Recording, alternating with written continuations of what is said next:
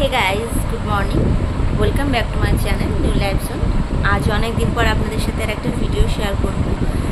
কিছুদিন যাবত আমার শরীরটা ভালো যাচ্ছে না একদমই। এই আঙুলগুলো দেখছেন, আঙুলগুলোতে ভীষণ ব্যথা, আমি এরকম করতে পারছি না একদম। মাজা পিঠ তো ব্যথা আছে, আর এখন একটুখানি হেঁটে মনে যেন আর চলতে পারছি না, খুব কষ্ট হচ্ছে, পাচ্ছি না। আর তার উপরে আবার অমিতের আজ 3-4 দিন ধরে জ্বর এসেছে, ওর শরীরটাও ভালো না। তো সেই জন্য সমস্ত কিছু নিয়ে একটুখানি টেনশনেও আছি, ভয় ভয় লাগছে, আমার সময়ও এগিয়ে আসছে, তার মধ্যে ও জ্বরে পড়লো, মনটাও ভালো নেই। তো সেই জন্য আপনাদের স্বাদের ভিডিও দিতে অনেকটা লেট হয়ে যাচ্ছে। কালকে বেচারা সারাদিন বসতে পারেনি কম্পিউটারে, ভেবেছিলাম কালকে ওকে দিয়ে এডিট করাবো, তো এডিট করাতে পারিনি, কারণ ওর জ্বর এসেছে, 101 জ্বর এসেছিল। তো সেই জন্য আর কালকে কম্পিউটারেও বসেই নেই, জানি না এখন কবে দিতে পারবো, তবে অবশ্যই আপনাদের সাথে সেই ভিডিও শেয়ার করব। আর আজকে হচ্ছে চাপড়া ষষ্ঠী। কাদের কাদের চাপড়া ষষ্ঠী আছে অবশ্যই বলবেন, আমাকে কমেন্ট করে জানাবেন। আমারও আছে, আমিও আছে চাপড়া ষষ্ঠী করব। তবে আজ চাপড়া ষষ্ঠীতে ধাপড়ি খেতে হয় আমাদের এই বাড়িতে, তো সেই ধাপড়ি কীভাবে করে না করে সেটা আপনাদের সাথে শেয়ার করব, চলুন। আর স্নান করে নাকি খেতে হয়, তো আজকে আমার ঘুম থেকে উঠতে অনেকটা লেট হয়ে গেছে, প্রায় 9টা বেজে গেছে। এখন অবশ্যই আমি একটু দেরি করেই উঠি, তবু এতটা দেরি করে ওঠা উচিত নয়, কিন্তু কী করবো। আর এই কদিন ধরে তো এখন 3-4 দিন ধরে তো ভালো ঘুম হচ্ছে না, বারবার ঘুম ভেঙে যাচ্ছে, যেহেতু আমি জ্বর এসেছে, শরীরটা ভালো না, বারবার ওকে উঠে গিয়ে দেখছি, সেই জন্য মনটাও ভালো নেই আমার, যে এর মধ্যে জ্বর আসলো।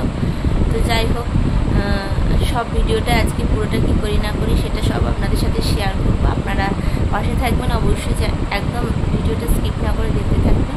থাপড়িটা কীভাবে বানান স্পেশালি আমাদের, সেটা অবশ্যই আমি শেয়ার করবো। আর কাদের কাদের থাপড়ি খাই আপনাদের অবশ্যই সেটা আমাকে কমেন্ট করে কিন্তু জানাবেন। তো চলুন, এখন আমি স্নান করে আসি। স্নান করে আসার পরে আমি নাকি খেতে পারবো, স্নান করে খেতে হয়। দেখে বুঝতে পারছেন আমার একটুখানি কষ্ট হচ্ছে, যাই হোক চলুন যাই। আর ও কাজেও হয়তো যাবে, জানি না এখন কি হবে। কালকে তো রাত্রিবেলা জ্বর ছিল, ওষুধ আনা হয়েছে, ওর জন্য ওষুধ খেয়েছে, এখন দেখা যাক কি হয়। আমার তো আর ভাল লাগছে না, ভীষণ ভয় লাগছে, টেনশন হচ্ছে, জানি না কি হবে। আপনারা সবাই পাশে থাকবেন, আমাকে আশীর্বাদ করবেন বড়রা। চলুন। তো ওদিকে তো বললাম যে আমাদের শরীর ভালো না, শরীরটা অসুস্থ। আজ সোমবার, চাপড়া ষষ্ঠী, আমাদের নিরামিষ। এদিকে সকালবেলা আমাদের ধাপড়ি খেতে হয় আজকে। সেটা ধাপড়িটা কীভাবে বানান চলুন একবার শেয়ার করে নিই।